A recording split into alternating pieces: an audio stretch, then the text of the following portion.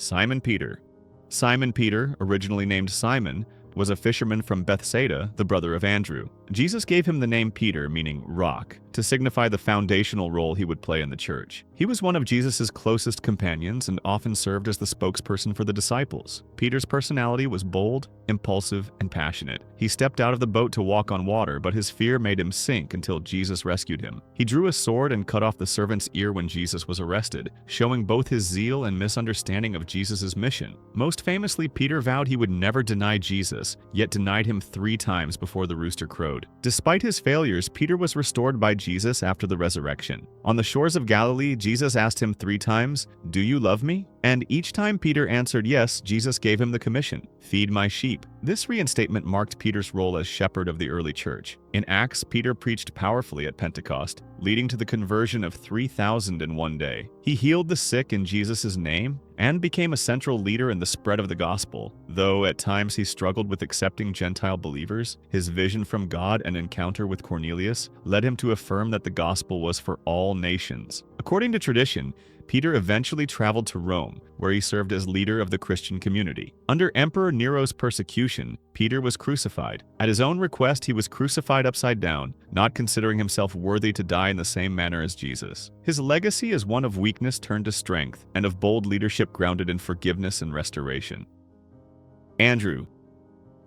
Andrew was the brother of Simon Peter, and also a fisherman from Bethsaida. Before following Jesus, Andrew was a disciple of John the Baptist. When John pointed to Jesus as the Lamb of God, Andrew immediately followed him. Because of this, Andrew is often remembered as the first called disciple. Andrew's nature was humble and steady. While Peter often stood at the forefront, Andrew worked more quietly in the background, but he consistently brought others to Jesus. He began with his own brother, Peter, introducing him to the Messiah. He later brought a young boy with 5 loaves and 2 fish to Jesus, which became the starting point of the miraculous feeding of the 5,000. Andrew also helped connect outsiders such as Greek seekers to Jesus, showing his openness to bringing all people to Christ. Tradition records that Andrew traveled widely after the resurrection to preach the gospel, including regions of modern-day Greece and Turkey. His martyrdom came in the city of Patras, where he was crucified on an X-shaped cross. He requested that form of crucifixion because he did not see himself as worthy to die in the same way as his Lord. Andrew's legacy is one of humility, quiet service, and an evangelistic heart that consistently pointed people toward Jesus. James, son of Zebedee. James, the son of Zebedee and brother of John, was one of the 3 disciples closest to Jesus, along with Peter and John. Like his brother, he was a fisherman by trade, working with his father Zebedee when Jesus called him. James and John were nicknamed the Sons of Thunder, reflecting their fiery temperament. On one occasion, when a Samaritan village refused to welcome Jesus, they asked if they should call down fire from heaven to destroy it. Jesus rebuked them, teaching that his mission was mercy rather than destruction. James was present at several of the most significant moments in Jesus' ministry, including the raising of Jairus' daughter, the Transfiguration, and Jesus' agony in Gethsemane. Despite this closeness, James at times misunderstood Christ's mission, as seen when he and John asked for seats of honor in his kingdom. James was the first of the apostles to be martyred. In Acts chapter 12, King Herod Agrippa had him executed by the sword, most likely by beheading. His early death marked him as a faithful witness, sealing his testimony with his life. James's legacy is one of zeal, intimacy with Christ, and ultimate sacrifice for the gospel. John, son of Zebedee. John, the younger brother of James, is often called the beloved disciple. He was part of Jesus' inner circle and was present at the same pivotal events as James and Peter. At the Last Supper, John reclined next to Jesus, and at the crucifixion, he stood at the foot of the cross. Jesus entrusted his mother Mary to John's care, showing the depth of their bond. John's writings make him one of the most influential apostles in the New Testament. He is traditionally credited with the Gospel of John, 3 epistles, and the book of Revelation. His gospel emphasizes Jesus' divinity, opening with the declaration, "In the beginning was the Word, and the Word was with God, and the Word was God." His letters stress the centrality of love, stating that God is love and calling believers to love one another. Revelation, meanwhile, presents a vision of Christ's ultimate triumph and the establishment of a new heaven and new earth. John lived longer than the other apostles, ministering into old age. According to tradition, he died in Ephesus, the only apostle believed not to have been killed for his faith. His legacy is one of deep theological insight, love, and endurance as a faithful witness to Christ from his ministry to the end of his own life. Philip.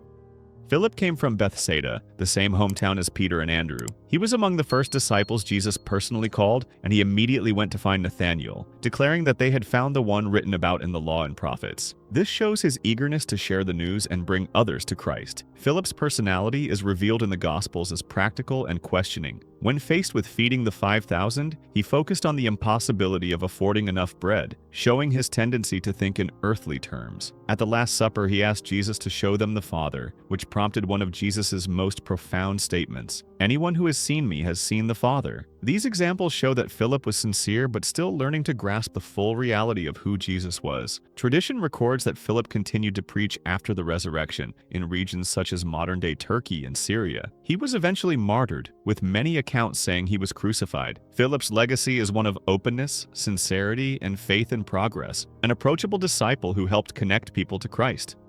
Bartholomew.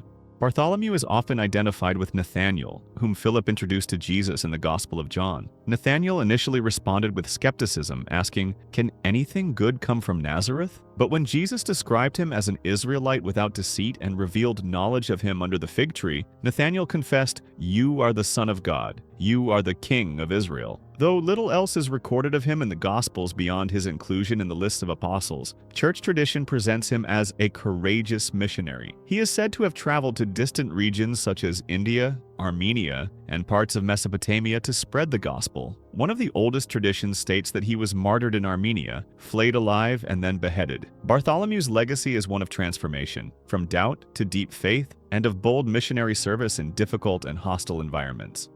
Matthew.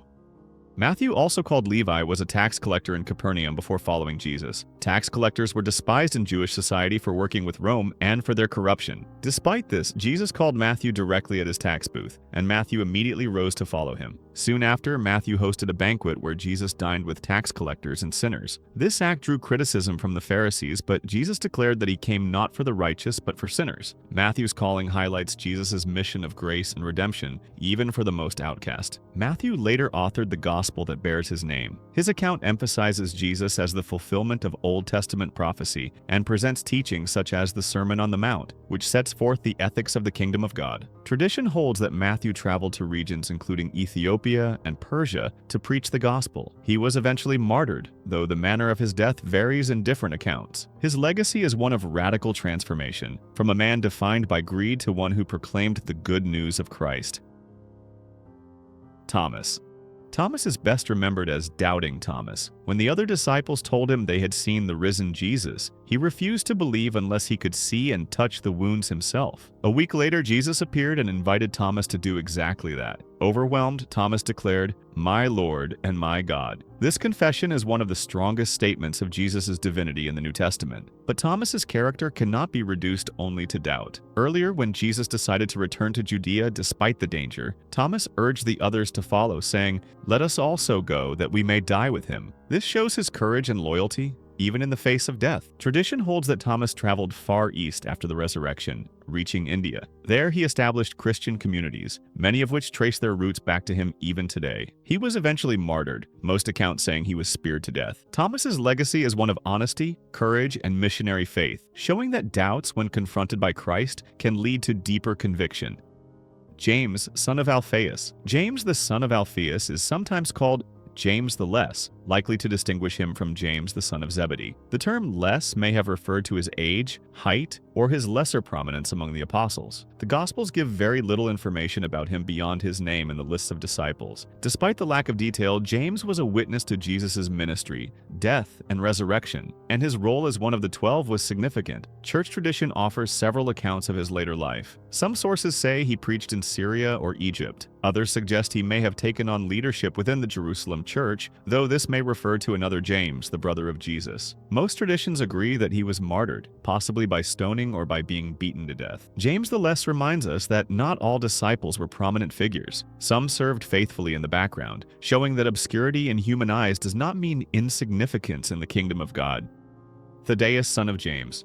Thaddeus, also called Jude or Judas, son of James, should not be confused with Judas Iscariot. In the lists of apostles, Matthew and Mark use the name Thaddeus, while Luke and Acts identify him as Judas, son of James. In John 14, during the Last Supper, Thaddeus asked Jesus, "Lord, why do you intend to show yourself to us and not to the world?" This question reveals his concern for understanding how Jesus' mission would be revealed. Jesus responded by explaining that his presence would be made known to those who loved and obeyed him. Tradition credits Thaddeus with missionary work in Mesopotamia and Armenia. He is also linked to the New Testament Epistle of Jude, which warns against false teachers and urges believers to contend for the faith. Accounts of his death differ, but most hold that he was martyred, possibly by being beaten with a club or killed with an axe. Thaddeus' legacy is one of loyalty, courage, and defense of the truth, leaving behind both missionary work and scripture that continue to guide the church. Simon the Zealot. Simon the Zealot is another disciple about whom the Gospels say very little apart from his name. His title, the Zealot, suggests he may have once belonged to the Zealot movement, a Jewish group that resisted Roman rule, sometimes with violence. If this was indeed his background, Simon's calling shows the unifying power of Jesus. In the 12, a former zealot was placed alongside Matthew, a former tax collector who had worked for Rome, two men who would have been enemies outside of Christ. Tradition says Simon preached in regions such as Egypt, Persia, and possibly even Britain. His death is uncertain. Some accounts claim he was crucified, while others say he was sawn in half. Regardless, Simon's story highlights how Jesus could transform even the most radical and zealous into a servant of the gospel. Judas Iscariot.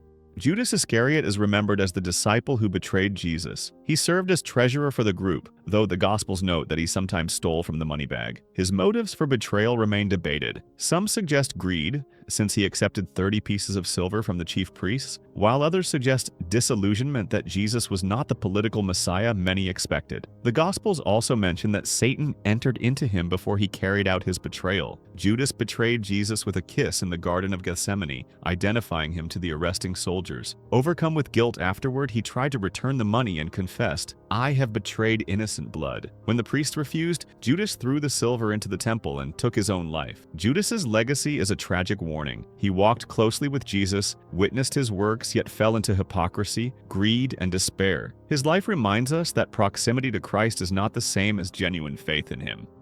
Matthias.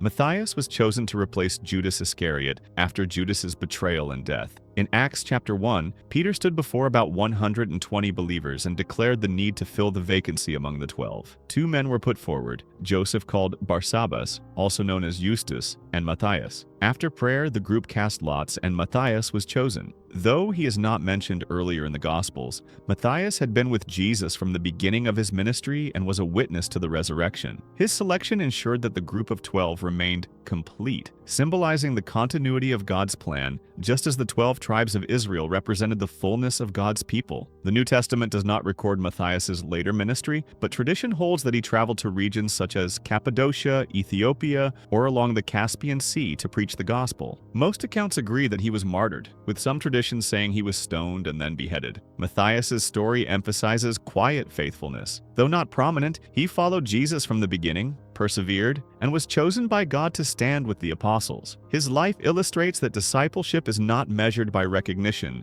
but by steadfast devotion and endurance. Even though Jesus chose 12 disciples, each with a unique story and calling, the Bible also reveals how countless people turned to false gods, idols that promised power or protection but only led to destruction. Who were these so-called gods, and why did Israel stumble after them? Find out in the next video. Every false god from the Bible explained in detail. Don't miss it.